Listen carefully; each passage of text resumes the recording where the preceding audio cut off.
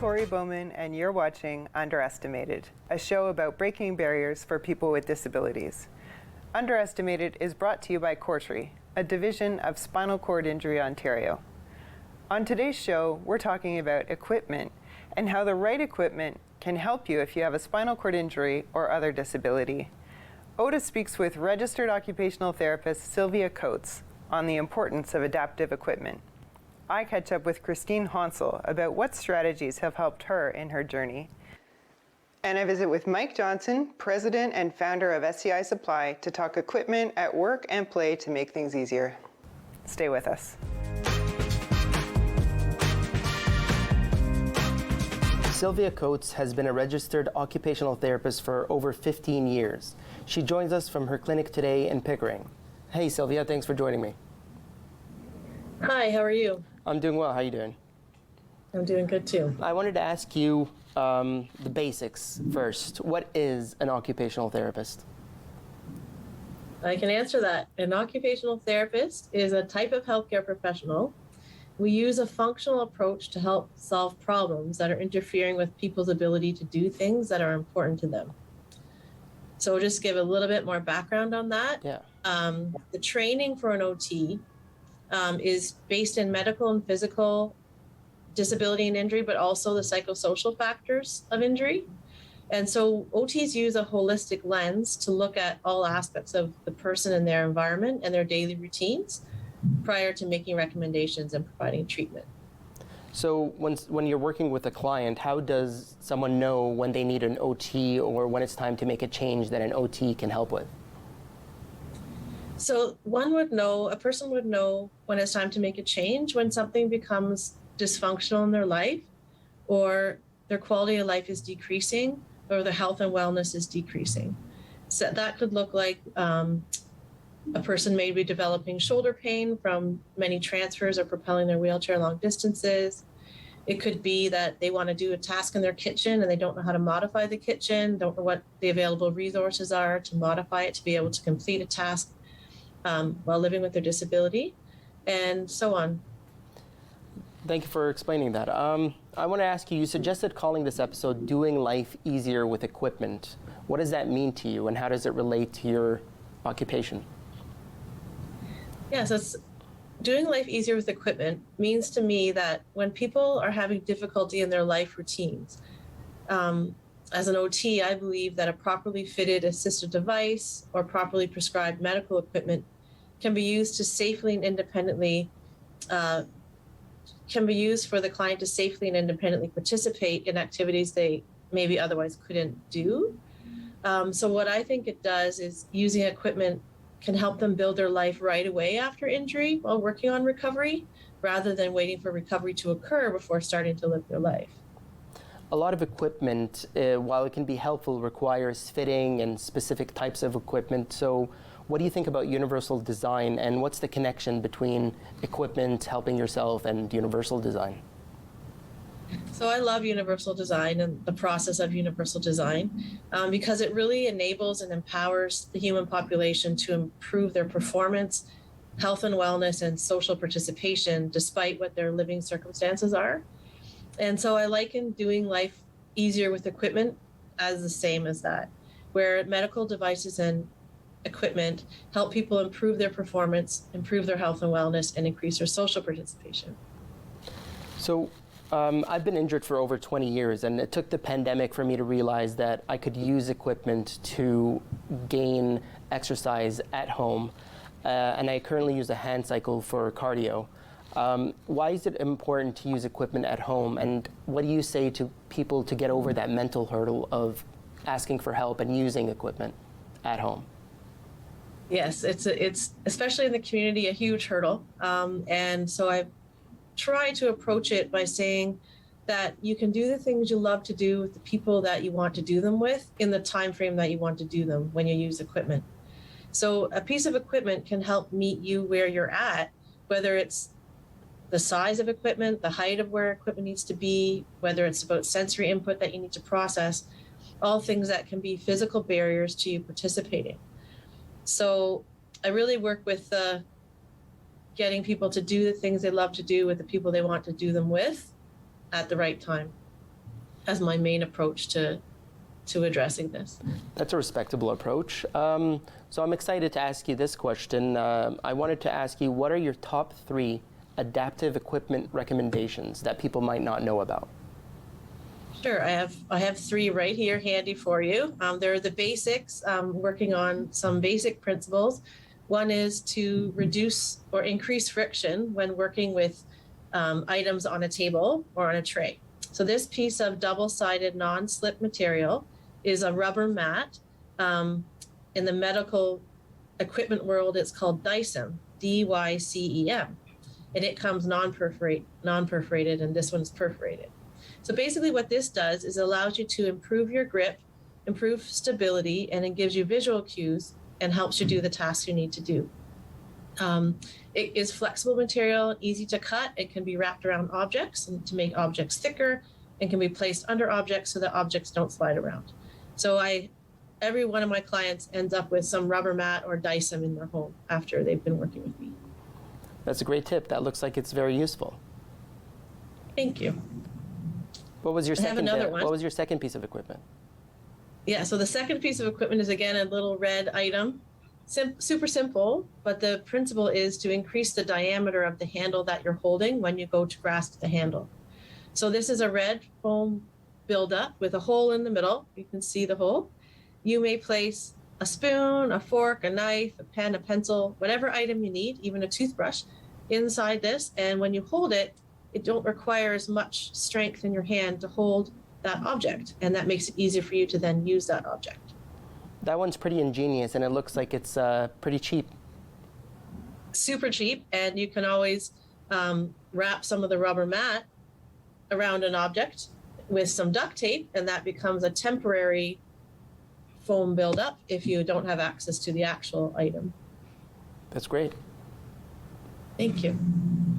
One of the third and final simple adaptive device that I prescribe to most of my clients, and I'm going to back up for this one here.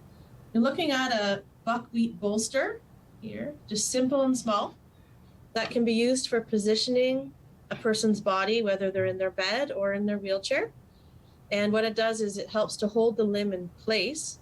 Say if you have spasticity and your body is moving and you don't have control over that, the buckwheat can be helped to control your arm so that you can use it as a stability hand when you're using the other hand to function, or it can be used to help position you in bed so you can be in one position and comfortable. So I use the buckwheat roll quite often with many clients. I really appreciate you sharing your top 3 favorite pieces of adaptive equipment. I think it's important to seek out the help that you need, and there's no shame in finding something that works for you. And I think it's great. Thank you for sharing these top 3 tips. Is there any final piece of advice you'd give to someone seeking an OT? Yes, for sure. I think it's a case of, in my clinical practice, just sharing what I've seen get in people's way of making changes to using equipment in their overall lifestyle. It can be as simple as a lack of knowledge of what is available and what's worked for other people. Sometimes it can be a core belief or fear that you may be becoming dependent and losing your independence. But I'm of the mindset that these devices are used to increase our independence. And there are some times when we grow out of using the devices, we don't need them anymore. And there are other times when we use them and they integrate into our lifestyle and we get to develop the routines that we want to and live the life that we want to live, as close to how we want to live it. That's great. Thanks, Sylvia. How can viewers learn more about complex injury rehab?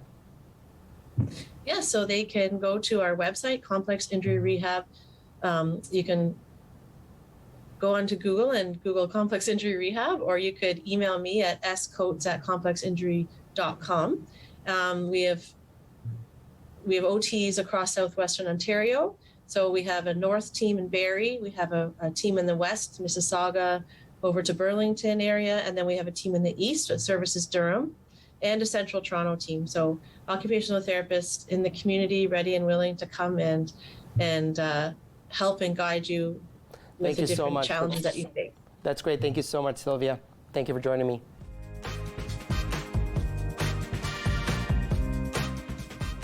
Christine Hansel sustained a spinal cord injury in 1990.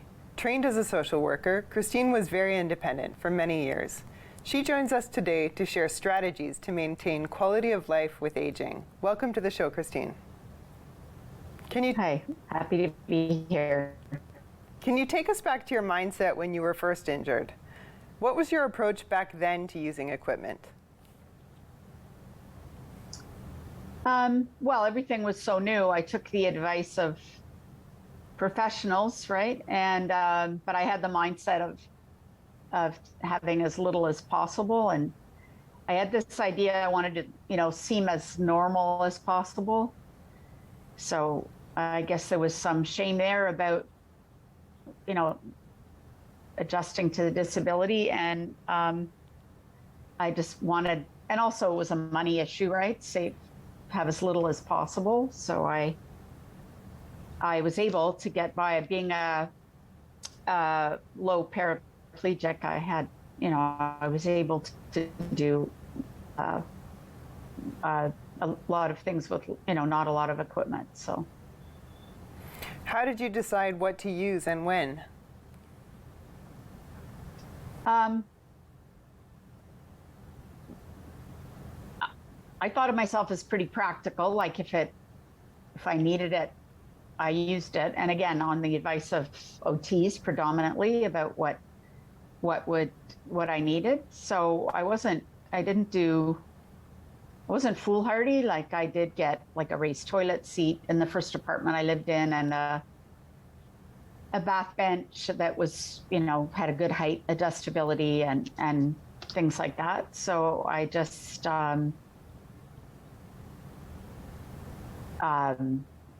while keeping in mind, like I still had this mindset of keep doing as little as possible, having as little as possible, but I did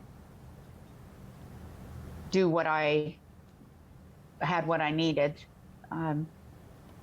I was always searching for other equipment, kind of in the background, with the vendors and things, but I basically just lived my life and used what I needed to use. And the living space was important too. I was in a rental apartment, and so I had to deal with what was there, like the height of the toilet, and had a bathtub, not a wheel-in shower. So I had to just deal with the living space I had at the time. Mm-hmm. So that dictated it too. And what prompted you to change over the years? Necessity. Like I drove a car where I lifted myself into the driver's seat and then took apart my chair and lifted it over my head. That started to take its toll on my back and my shoulders. So I got a vehicle that had a lift for the wheelchair. I still had to transfer myself in manually. And now with what's been happening with my shoulders, I'm going to need a van with I'm not sure yet. I'm just in transition, but I'll need a van where I don't need to probably not transfer into the driver's seat, but will drive from a wheelchair. So just adapting to my body. I'm gone from doing intermittent catheterizations to a Foley right now, and that probably I won't go back to intermittents just because of transferring to toilets is too hard on my shoulders now. So just having to adapt as necessary. Again, living space. I bought my own house 20 years ago, and I was able to adapt it. It had to be gutted anyway to make any accessibility. So I built in a lot of accessibility that has actually aged very well with me, but I have like the pull down shelves in the kitchen and bigger space in the bathroom. Now I'm going to have to adapt it for a wheel-in shower, but amount of space I have in my bedroom and in the bathroom has allowed of like adapting to using a power chair sometimes. And so it seems to come down to just space often too. But yeah, I put a lot of thought and I had a lot of advice about the renovations I did when I moved in, and it's actually, they've aged quite well. So. Mm-hmm. And what has made the biggest difference to your well-being now? Well, I am dealing with a lot of challenge at the moment. I have pressure wound I've been dealing with for quite a while. So I guess acceptance and mindfulness to cope with this, and getting support from other people. I have particularly one other person I know with spinal cord injury that's been dealing with the pressure wound, and it's really good to talk to her and get support from peers. So that's been very helpful. And I've been doing some advocacy about what I've seen in the healthcare system in terms of doing more prevention and maybe more upfront care to avoid these kind of issues. And I hope to do more of that in the future. So that's kind of inspiring me to think that I could make change in the future for other, for other people as well, about with health professionals and the health system to be more proactive and invest more in preventive care with people aging with spinal cord injury, particularly. Like if there was more care up front, more attention to prevention, that it would be better all around, save money and be better for patients. So what advice would you give to others on this theme of what I do now impacts what I can do later? Like I said, I thought I was being, practical and realistic, but there was still an element of, resistance to adapting quick enough. So now I'm, to changes we're playing catch up with things that happened already. So I'd be more proactive. I know it's easy when you have a chair and you just keep using it, to take a hard look maybe at, okay, and ask professionals, like, is this the equipment I should be having right now? Is there something I can be changing? We just get where, well, I've used this for 10 years, I'll just keep using it. But maybe a evaluation, just really kind of taking a fresh look at what you're set up and saying, really, is this for the best? And is there something that I could be doing to avoid talking to peers? I think is really important, which I didn't have access to that enough around issues of aging. So, because I would listen to a peer more than a professional around, this, don't do what I did, or this is not, this didn't go well for me.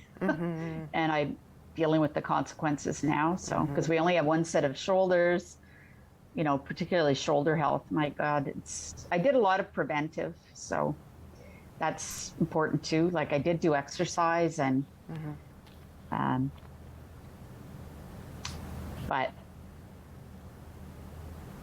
listen to your body. I guess that's the other piece, is really like, I tend to tune out my body just because of pain and, again, some shame, or still some issues accepting my disability. So it's easy to just kind of tune out. And it's like, well, no, I'd listened to my body about how sore my shoulders were getting before I ended up in trouble. So being caring and accepting towards our bodies so that we treat them well.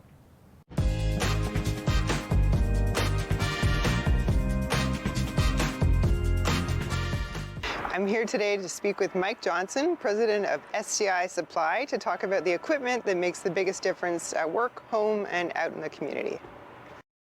I had a spinal cord injury in 1995 during high school football practice, and soon thereafter found myself doing rehab at Toronto Lyndhurst Hospital. At which point, I was introduced to all the wonderful products that you get to use after having a spinal cord injury. Following a spinal cord injury, you can't necessarily drain your bladder the same way you could prior to the injury. So a catheter is used to drain your bladder, essentially. Following, my rehab at Lyndhurst, I couldn't, there's just some points where I couldn't insert the catheter, and I couldn't figure it out, and to the point where I was applying too much pressure, and it was causing pain and damage. And I went to a big box store, that sold medical supplies to ask them and see if there was a better option. Unfortunately, they really knew nothing about catheters. However, they sold them, so that kind of really, was quite confusing to me. So after doing a little bit more research and talking to some people, I found what was called a Coude tip catheter, which is essentially, it's a very popular product, but the fact that I didn't know anything about it and the fact that the big box store didn't know anything about it blew my mind. So that always kind of stuck with me. I went off to finish high school. I finished, I went on to do college. I took a business program at college, and from there I did psychology in university, started working for the federal government for a bit, and decided that I hated it. I couldn't picture myself, I did all this work to rebound from a spinal cord injury, so I could not see myself spending 30 years walking down the hallways of this federal government agency. So I decided to go back to school. I got an MBA, and it was in the MBA program that I decided to take the stream of entrepreneurship. And so that instance, way back when I was leaving rehab, with the catheter situation, the big box store, it stuck with me, and at that point it kind of resurfaced, and that's the bud that started the idea of SCI Supply, an online company selling medical supplies to people who need them, and also sold by someone who knows about the products. Renovating the building was not fun. Renovating a heritage building was even less fun. There's so many, rules that you have to work within, especially with the Heritage Committee. The main floor is the office for SCI Supply, and upstairs we have a residential rental unit. Let's take a look. Our side door entrance with the automatic door opener there, and the ramp that leads into the driveway just off the side. In here is the office kitchen. We didn't have a lot of room to work with, and designing a table was a bit of a process, but we came up with this design that was really great. You get the surface area of the table, but you've got still a great radius underneath, so lots of room to spin around, and very little crowding, even with multiple people in the kitchen. This I purchased to house our coffee making station. A very small yet significant feature to this table is the fact that the lower table is set back 6 inches. So it doesn't seem like a lot, but it really allows me to get in there and kind of almost get my legs underneath the table, so I have better access to the coffee machine. It's important to have access to the coffee machine. Absolutely, it's a great office perk. Absolutely, keeps us alive and very alert all day long. And I think you said with the sink, you have a creative strategy to be able to use it, right? Open the door. Well, it was the renovation was a bit of a long and rigorous activity, so I didn't get into custom cabinets for accessibility, so all I do is basically just open the door. It gives me maybe another inch. So I'm still basically, to do dishes, I'm quite bent over, but at my house where I live, we've gone further and cut out the base of that to allow better access. Not enough dishes done here to justify that modification. And that's it. Well, I guess the only other thing is just having the microwave at a lower level as opposed to over the range. That's a popular area for microwaves now. It's not even considered an accessibility feature anymore, I don't think. So that's that. That is the office space. Cool. The lift? Yeah, so. You want me to get the door? I got it. You got it. Got it. So 2 separate units, that was the office space. We also designed a residential rental unit upstairs.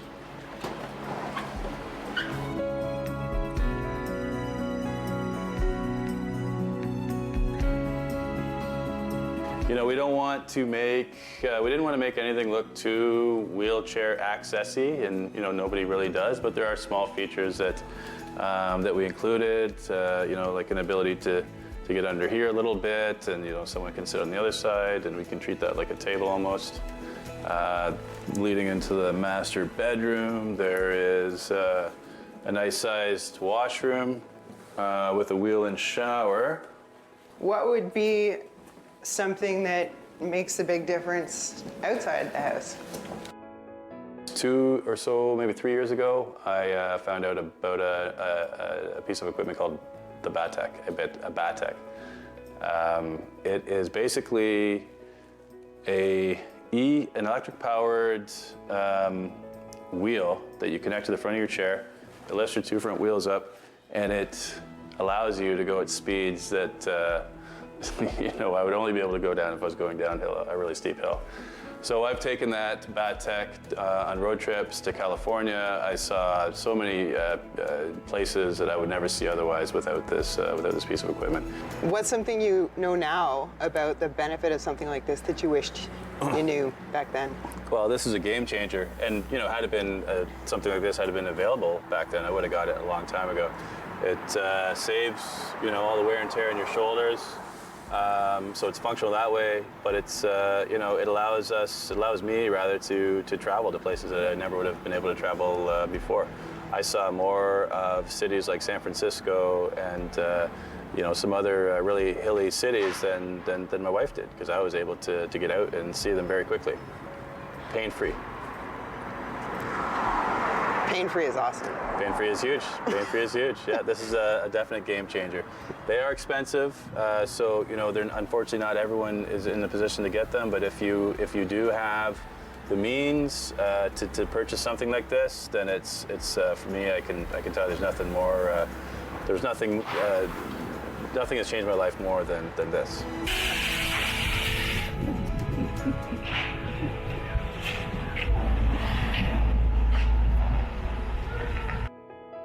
Well, that was Mike's tour, the story of his business, and a demo of some of the equipment that makes a big difference in his life. To learn more about your options, you can reach out to us online.